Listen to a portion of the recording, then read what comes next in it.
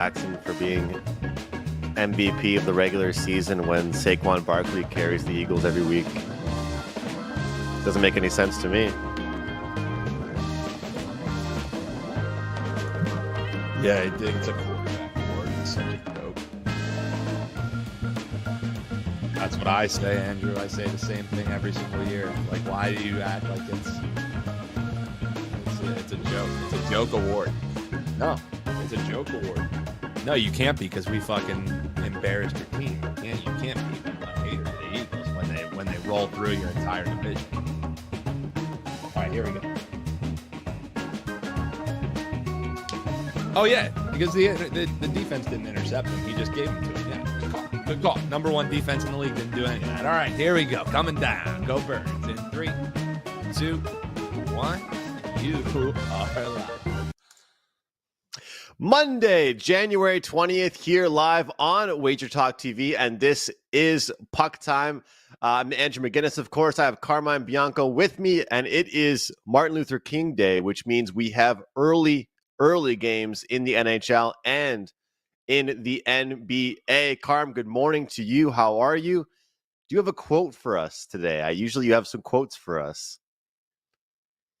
I don't have the quote ready for you, but I normally have, and I've done it the last 2 or 3 years. Obviously, a very important day. I know we look at it as sports, Andrew. There's NHL games starting at 1 o'clock today throughout the day, and then obviously the national championship game that goes tonight in college football. But and then Trump takes over. Number 47 is in the house. So, but we're going to keep politics out of this. Let's remember it's Martin Luther King Day, guys. Be good to your fellow man. I always say, and I understand social media and like the trolls and what why people go after people, but try and be a better version of yourself each and every day. I think that's the most important thing. Sometimes you're going to fail. Just try and be better. Tomorrow, at the end of the day, it's we're all humans. We all fail at times, but just be a better person. And that's all, Andrew. Andrew, this weekend was like one of those. Depending on who you guys were on, it was like one of those Teddy covers ones: bad beats, bad bets, and for some people, bad moods. Not bad for the books. It could have been bad for the books if I think if the Lions had won, it would have been really bad for the books. But you look at some of the things: Bills Mafia alive and kicking. We get the win. I'm gonna make myself part of Bills Mafia, of course. Over at Lamar Jackson, what a game! I stayed at home, watched the game with my wife, and she was cheering on. What a game! Off to KC, two familiar foes, round 4 between these teams. The Eagles, producer Dan, he was doing the fly, eagle, fly, I think, in the parking lot because he is so happy his Eagles are in the NFC Championship and at home to boot. And then, Andrew, from a hockey point of view, what the hell? Yes, HE double hockey sticks. What the hell was Connor McDavid thinking with that cross check to the head? Listen, I get it. Garland, they were on the ice. He's frustrated. Garland had his legs pinned with his own legs, and McDavid's doing everything to get up off the ice, but he goes at him and cross checks him in the head, neck, face, wherever you want to call it. Disciplinary meeting coming up for him. And listen, whether you're a goon or whether you're a star, the punishment should be the same. Do you agree or disagree?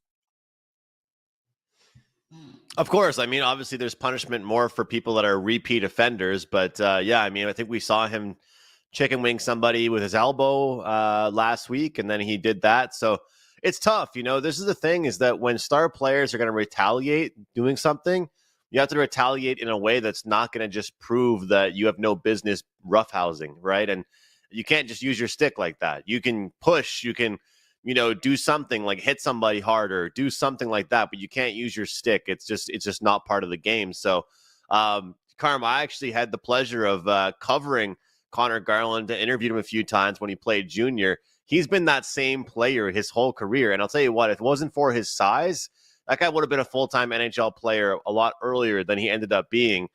He's very good at being a pest. I mean, he's kind of a little bit of a different version of Brad Marchand. And I'm not trying to say that he's around that same skill as him and the same experience, but, using that smaller stature, he gets under people's nerves, man. So he does a job. And yeah, I think McDavid should be held to the same standard. But weird weekend across the NHL, Carmen. Andrew, he looks like he should be selling life insurance or something. No disrespect to him, but it's like you said, he's so small, like the demeanor of like his size compared to like other players. But I love guys who get under your skin in hockey. Kenny the Rat Linsman used to do that for Philadelphia. These guys, you know what I mean? Darcy Tucker for the Toronto Maple Leafs used to do that as well too. These are guys who left it on the ice, and that's all you can ask for from a player is to leave it on the ice. Kind of like your Montreal Canadiens. Before we get to this first game, the Montreal Canadiens leaving it on the ice, Andrew. They are playing extremely well at the moment. Kudos to your boys. That was a huge win for them yesterday as well too. Patrick Laine is loving life in La Belle Provence. And they're making a run for it. I think I mushed you. I am sorry. I sent you a message while I was driving home on Saturday. I'm like, hey, great first period by the Montreal Canadiens. 3-0 against the Leafs. That did not turn out well. Andrew, I take full blame on mushing your Montreal Canadiens on that one. But with that said, Andrew, let's get to the games. We've got some early things. Sorry. I was going to say the worst thing is I'm watching the game with a friend that's a Leafs fan, and I'm not even getting excited because I already know that karma's going to come back to bite me. And so I can't get too excited after it's 3-0. If you have Bet365, you got the early payout on the Montreal Canadiens. So some sports books will do that for you.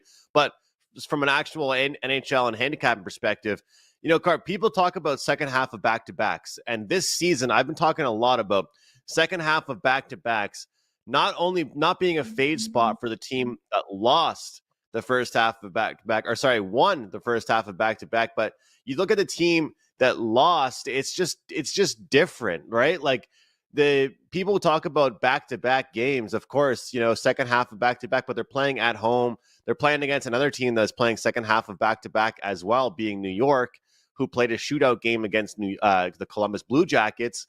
If you look at things, Carm, wouldn't you rather, if you were an athlete, if you lost Saturday in that embarrassing fashion against the rival of yours, bounce back against New York the next day than have to wait until Wednesday to play that game? And I think the answer is, of course, you want to have that anger and chip on your shoulder immediately.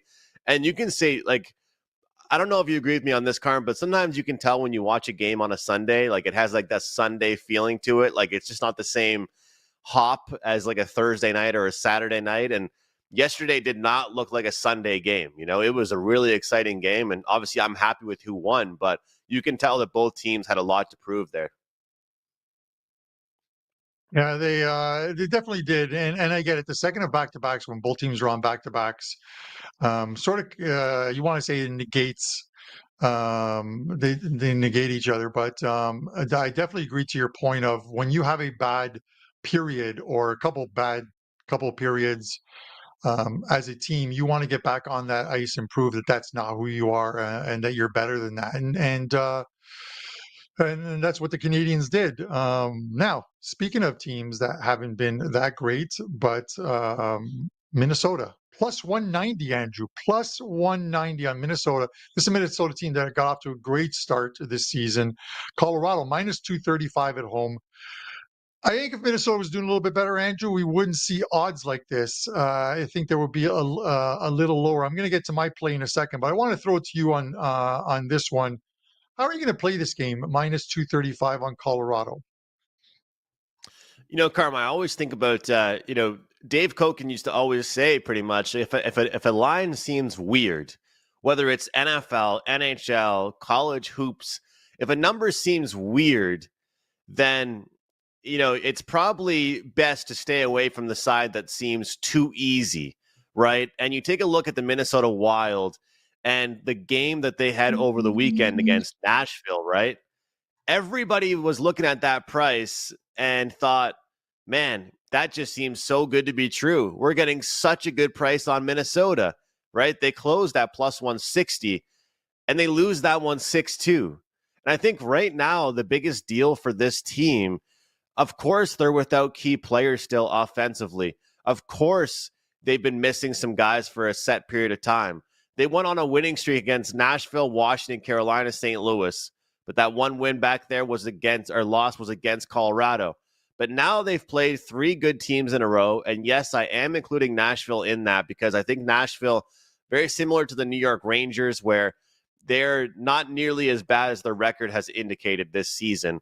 But here's the deal, Carm. I don't really see much slowing down this Colorado team. And the only games they've been losing have been to red-hot teams. And I guess besides that Chicago game. Because even my Montreal Canadiens, who we just talked about, were red hot when they ended up playing them and they beat them 2-1 in a shootout. The Dallas Stars, that was a tough game, but they ended up getting the job done. But Edmonton, Winnipeg, some of these games that Avalanche are losing are really tough matchups. So kind of the way I'm going to go in this one, Carmen, it's very, very hard to do these days when you take a look at Colorado and the offense that they have. I'm going to take the under in this game. I just think that Minnesota, with how many goals they're giving up recently, with the goaltender that we know that they have with Gustafsson and Fleury, we know that they're capable of. I think the Minnesota Wild have to go back to old school Minnesota hockey. And it's hard to do against Colorado. It's hard to take any unders in games involving the Colorado Avalanche. But in this one, I will do that. I think there's only one way they can go about things here in this one, and that is to absolutely play boring hockey, kind of have that soccer park the bus mentality, Carm, and defend their own end. If anybody wants to play first to 4 goals against Colorado, they're probably going to lose. And the last time these teams played, like I said, they lost 6-1. So I think the under 6 is a good bet here. What about you? Any thoughts on the total here? The funny thing is, as you're going on there, and you're like, this is a tough one to take because of the way Colorado plays and scores. I'm like, oh my God, Andrew's going to give out the exact same play that I have. But I don't have the under in this one. And again, it's a dicey play, but this is also a goalie-dependent play because I want to see Philippe Gustafsson in goal for Minnesota. I know he had an illness, so it was Marc-Andre Fleury in goal. And they had to call somebody up to back up Fleury in that game. I want to see Gustafsson in goal today, and I wouldn't play this unless I know that Gustafsson is confirmed. But I'm going to take, and I think I've only done this on the show a couple times, Andrew. I'm going to take the Minnesota Wild plus a goal and a half here, minus 130. The Wild are the second most profitable team on the road this season on the puck line. That is either laying a goal and a half when they're a favorite or getting a goal and a half when they're a dog, which they are in this spot. They are 16-8 plus 8.8 units. 16-8 is the best record on the road this season on the puck line, tied with the Anaheim Ducks. But the Anaheim Ducks, because you're getting a better juice on theirs, are slightly more profitable, I think, at 9.6 units gained. Again, it's a goalie-dependent play. I don't want to see Marc-Andre Fleury in goal. I don't want to see who the backup goalie in net. I want Gustafsson. It's the only way I would play this is with Gustafsson in goal. It's still a very good Minnesota team, despite like a lot of the losses or sort of that regression to the mean that we talk about after that great start to the season, where guys missing from the lineup. One or two players upsets the balance of a team throughout their top 6, throughout their top 9, as far as lines go, and that's one with Minnesota and with Kiprusoff having missed some games. So with that said, give me the Wild plus 1.5, minus 130. Only a play for me, Andrew, if it's Philippe Gustafsson in goal. Thoughts? Yeah, I hate to say it with Marc-Andre Fleury. I'm a big fan of Flower, but as of right now, you don't know he's a box of chocolates. That's what Marc-Andre Fleury is right now on his farewell tour, on his retirement tour. That's what he is. He is a box of chocolates. You don't know what you're going to get with that guy. So for me, in my bet, I want Philippe Gustafsson out there as well. And so, look, I'm just hoping for an under. You know, the funny thing is, Carm, I was about to talk up this Avalanche team so much, and then I, take a peek back, and I'm like, well, they did lose to the Blackhawks. It's so funny. Some of these teams that are losing to the Blackhawks, it's like the really good teams that just decide, like, I don't know if they went out for beers the night before or they just completely decided to lose focus for that game. But the Blackhawks, a lot of their wins are actually coming against good teams. Like the good teams are like, all right, we'll give you one to Chicago. So that one's pretty interesting. Carm, just wanted to mention real quick, that great deal we have going, the buy 3-day all access, get one for free, that expires Tuesday at midnight. So for anybody still looking to take advantage of that deal, you guys can still grab that. For Carmine, for myself, you're going to get NHL, you're going to get soccer, you're going to get any plays that we release, and you guys can take advantage of that at our homepages. Also, 7 days of plays, $11 a day right now is a really, really good deal. 7-day all-access pass for $77, $11 a day is a really good deal. That starts tonight at 8 p.m. Eastern time. $77 for 1 week. Your favorite handicapper, every single sport that they end up on, you guys can get that for a really, really, really great deal, $11 a day. So wanted to mention those two deals, Carm. Yeah. That $3 one or 3-day one is a really good one, though. I think it's a nice little sample size for people because for us as NHL bettors, as you know, the Tuesdays, Thursdays, Saturdays, typically the biggest cards. So, if people maybe buy that tomorrow when it kicks off, they're going to get Tuesday, they're going to get Wednesday, and they're going to get Thursday of all plays, all sports that we release. So it's the final time to get that and some of those different plays. So back over to you, Carm. Yeah. Yeah. And you know what? Last week, the NHL scheduling was sort of rough with a couple of days with only 2 plays on them. So we didn't have shows for those, but a show every single day of the week this week. Plenty of games to choose from Monday to Friday. So that is a great deal. And I have a 5% play loaded in Champions League soccer. Champions League or soccer as a whole, Andrew, this month has been torrid for me. A really great run at WagerTalk. So hopefully keep that going and find some NHL winners. I took yesterday off the NHL because Saturday just I felt like Rocky when he was getting pummeled by the Russian there, but we bounce back. 2 plays up in the NHL tonight. It's going to be a great week. I'm looking forward to a big week, Andrew. I expect to have a big week across all sports and some big wins in the NFL on the weekend. Andrew, how many times have I put Columbus on the card and the New York Islanders? But we are talking about them today. The New York Islanders minus 170, Columbus plus 145. I'm going to make my take on this one quick, Andrew. I put this game on the card, and it might make my card as a small client play, but you got to love what's going on in Columbus. They are playing some very good hockey, and you're getting some big plus money on them. I get it. They're in New York. I mean, they don't play as well on the road as they do at home, but they are 10-3-2. They've picked up points in 12 of 15 games, and they're in a playoff spot right now. And nobody thought outside of Columbus that this team would be in the spot that they are right now prior to the season, because obviously what happened and during the off season with Johnny Gaudreau and everyone thinking that was going to have a lasting effect on this team. But man, these guys come at you. They're kind of like the Montreal Canadiens. They get out there, a team with confidence finds ways to win. And I'm not sure the Islanders deserve to be minus 170 in this spot. I think this line is too high.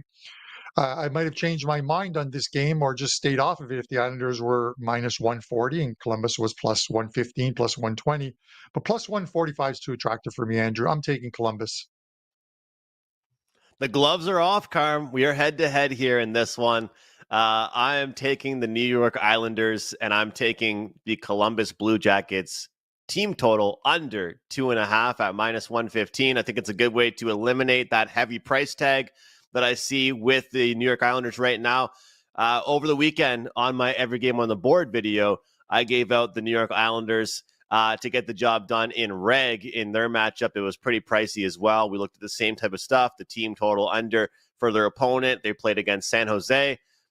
This is the thing about this New York Islanders team is I know who I want them against and I know who I don't want them against. And I think it's been made very clear that this team, when they're in a specific price range, I'm a buyer. And I know it sounds kind of funny because, people might say, well, they don't deserve to be this price tag, based on how they're playing, based on how Columbus is playing, how can New York get that price tag? But it kind of reminds me of like some of the Ralph Michaels charts we see during the NFL season when we find out when a team is -7 to -10.5 in that certain range, this is how they perform. When the bookmakers think of this team as 3.5-point underdogs, how have they performed historically? And I find that this New York Islanders team, they perform well in this particular price tag. So I'll have to get the actual hard data from Ralph because this is just out of my own head. But this is where I usually see them do well. If this was a pick'em or this was a -120, it's kind of like I'm trusting the number. I'm trusting the books here with this one, with their opinion on this game. And this is a Columbus team that I think might struggle with the style that the New York Islanders play with. So we'll see, Carm. I think it's going to be interesting. And I know I've probably been bringing it up too much, but I talked about it with you on the phone. I've talked about it with you on PuckTime.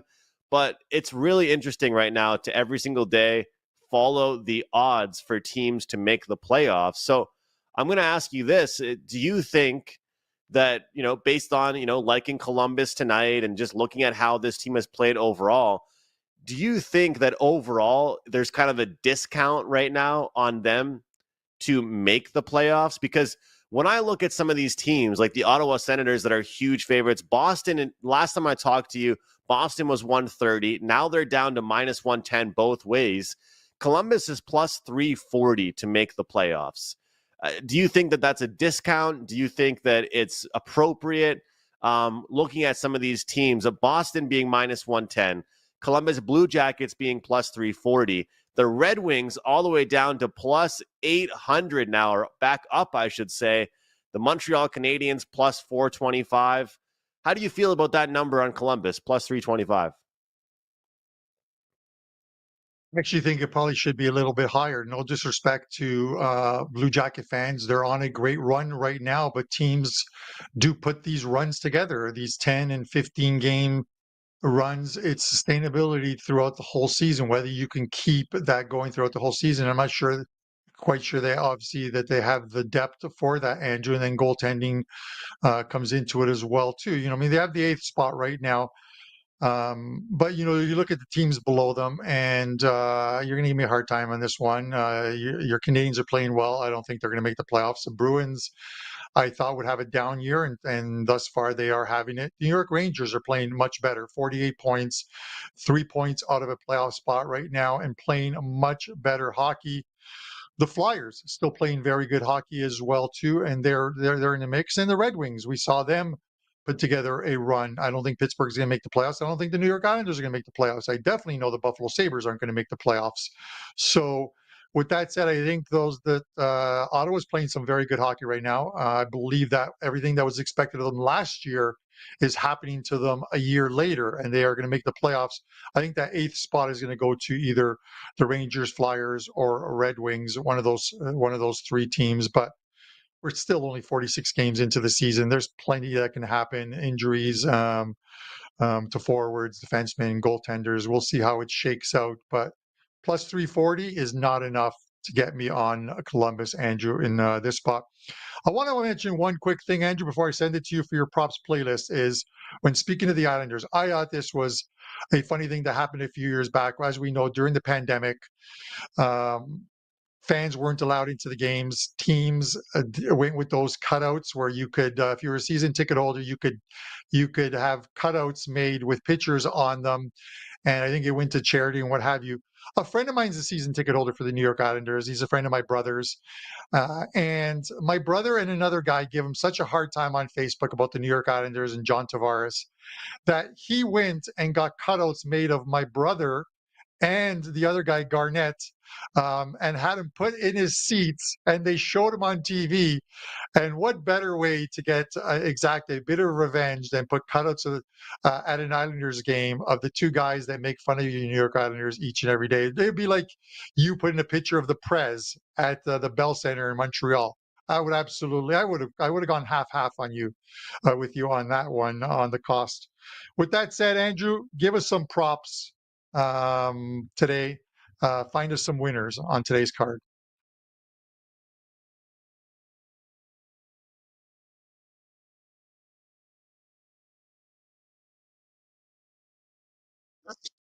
Yeah, I love that story, Carm. I love that story. And I think that when you look at the opportunity to troll somebody and you can do it in that manner, you might as well go ahead and do it. So that's awesome. I want to see more of that. And hopefully no one ever does that to me at any point. But let's talk about some props here, guys. And this is one that I haven't really mentioned over the last little while here. And this is a player that has gone on an absolute tear since being on his new team. Carm, we always talk about players needing a fresh start, needing a new team, a new home.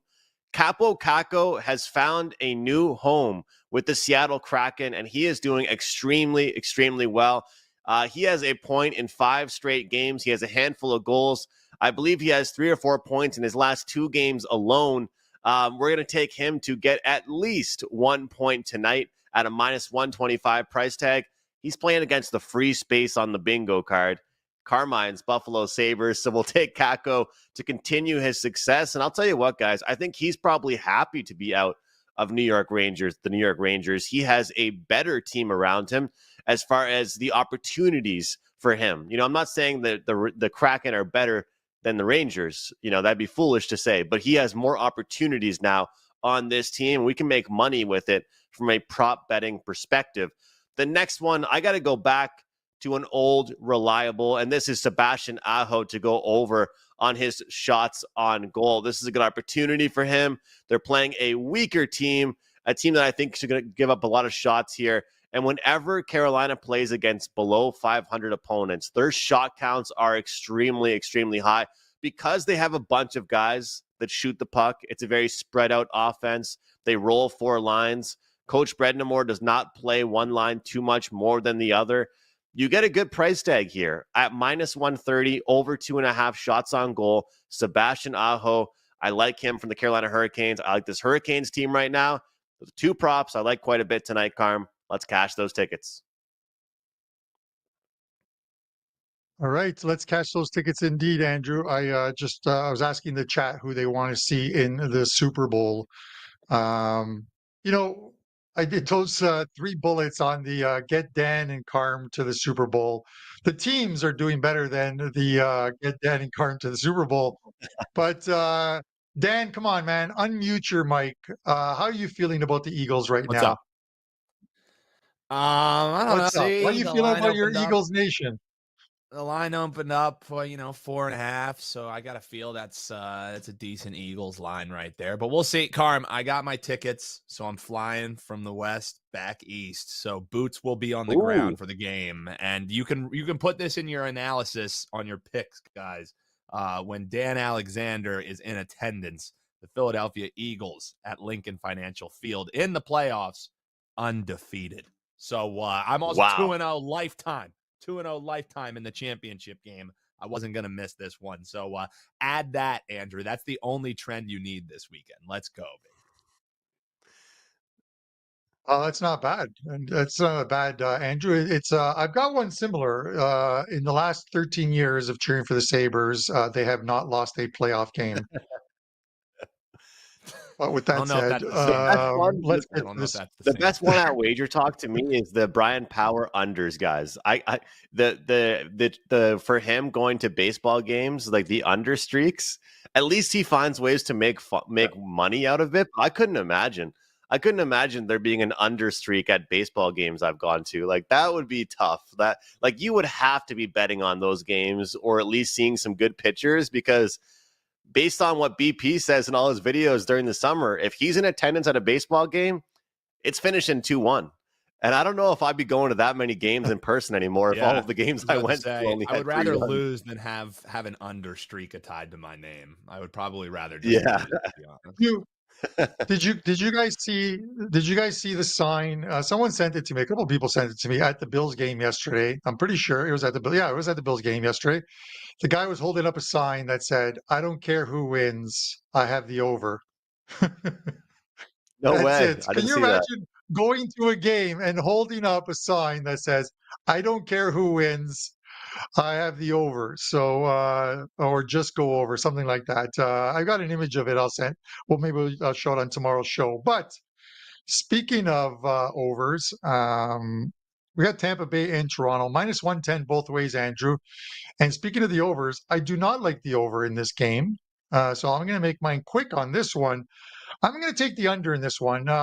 These two teams, both games thus far have gone over the total. Toronto won both of them, similar to last season. Toronto wins the first couple of games of the 4-game set. Tampa Bay wins the last 2 in those ones. The Leafs, a team who notoriously score goals, are a different team this year because Craig Berube has them playing some better defense.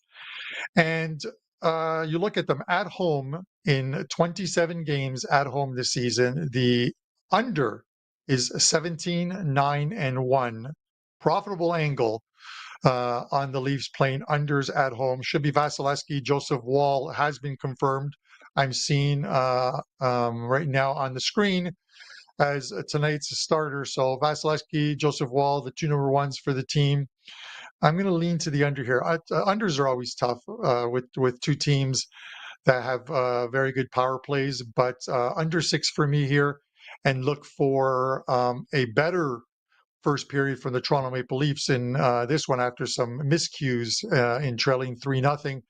And then, Andrew, I also look at that angle that you have talked about when a team unloads the game before and scores 6 or 7 goals.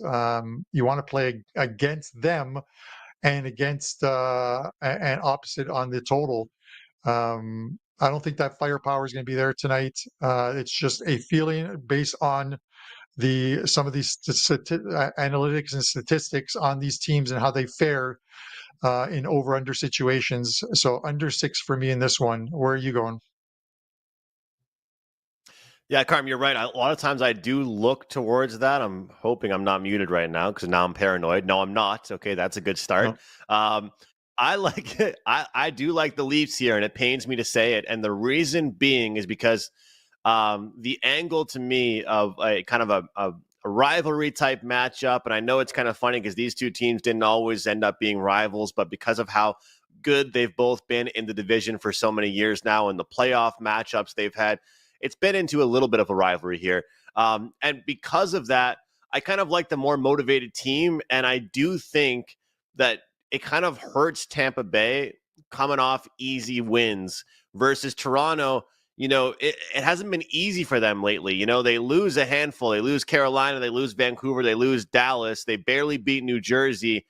And then obviously they were down 3-0, and I don't really want to talk about what happened next. They end up beating the brakes off the Montreal Canadiens. So because of that reason, I kind of like this Maple Leafs team because I think they will be focused. I think to your point, although they put up all those goals on the Habs, if they go down 3-0 to start the game against Tampa, they're not going to win the game. Tampa will protect that lead, unlike Montreal. And so I do think Toronto will have a really good start.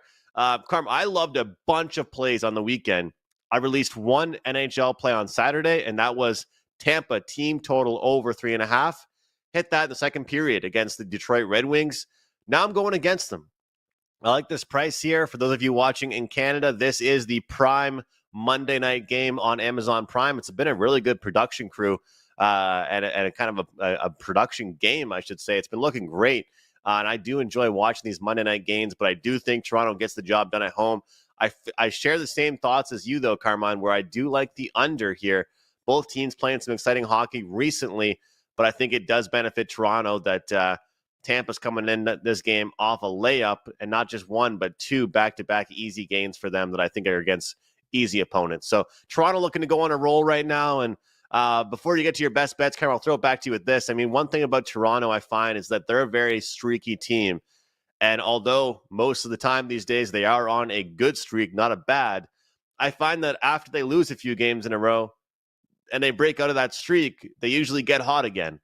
So it's kind of like one or the other with this team. They're not really like a zigzag team. Like some teams you and I talk about, even though that can't really be a theory, some teams are the win one, lose one. Toronto is either feeling it or they're not, I've noticed kind of this season. Yeah, it's weird with this team, Andrew. They've had some injuries as well too, but it is a different season. You look at these teams. First of all, when you talk about Tampa Bay, I just want to talk about this game again a little bit more. But look at Tampa Bay. Were you expecting the Lightning, even though they still have the stars on their team, they still have Hedman and Kucherov and Braden Point? Were you expecting them to have the season that they're having right now, where they're third in the Atlantic and playing better? They're still at like 53 points, and we see how the standings are right now. But I can't see this team not making the playoffs. And then you look at the Leafs. Everyone always expects the Leafs over the past few years, a great regular season team that scores a ton of goals, that gets into the playoffs and then can't play defense. Berube's got them going in the right direction. They're buying in, but there's some nights, like you said, they do not buy in. And you listen to some of their players after that Montreal game, and they talked about the opening 20 minutes of the game and not playing well in that game and wanting to be better. Those are the sound bites you want to hear from players, that they acknowledge what is going on, because we didn't hear that from the team last year. We didn't hear that from the players last year. The media in Toronto is like no media in the NHL at all. I'm telling you, I thought New York was tough. The media in Toronto are on the Leafs. The fan base gets on the Leafs. We'll see what happens, Andrew. But I think to your point against the Leafs, is the one thing you talked about last year, and you're correct, is they seem to play up to the good opponents and down to the Anaheims, the Arizonas, the Columbuses, the Chicagos, and dropped a lot of points. They seem to be doing much better as far as that goes. So, Andrew, before we get to our best bets, Dan, do you have that sign? I'm not sure if you have it. He probably doesn't. There it is. It is pretty funny. Come on. How can you not like that sign? I don't care who wins. I just need the over. Get this guy some wager bucks so he can get the Prez's NFL plays for this weekend. Speaking of NFL plays, Andrew, I am going to congratulate you, because you had a pretty much a rocking chair 5% NHL and NFL prop winner. So I will go to you first. Talk about that and a show best bet and what you have up at WagerTalk on Monday. Yeah, you got to love it, Carm. They're not all going to be that easy, but man, it feels good when it is. I had a guy, Dalton Schultz, over 32.5 receiving yards. Got that on his first catch of the game. So, Carm, I went to the gym, was at the grocery store, and then I wanted to get back home for the game. My prop hit before I even got home. I didn't even get to watch him get the catch. So it was pretty exciting to see that, though. 6-0 to start the NFL playoffs. Really, really looking forward to the next weekend. I already have my eye on one player that I'm going to be targeting, most likely for his player prop. But guys, stay tuned for that. That great special we're going to get going, though, tonight, though, $7 a day. It's a really good deal for a 1-week all-access pass. You're going to get every single play, every sport that I release.